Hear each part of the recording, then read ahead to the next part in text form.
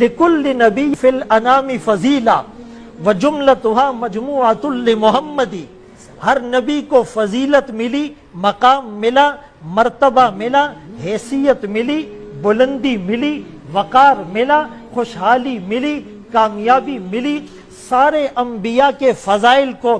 محاسن کو، محامد کو، خوبیوں کو، انعامات کو، عنایات کو، نوازشات کو جس گلدستے میں جمع کر دو، اس گلدستے کا نام ہے آمنہ کا لال، عبداللہ کا نور نظر، مکہ کا در یتیم، سرور کائنات، شافع محشر، وجہ کائنات، افضل الرسل، سید الانبیاء، سید الاتقیاء، امام المجاہدین، امام المبلغین، والا آلی کمالی جمالی نوالی عطائی ثنائی بیانی شانی قرآنی محمد،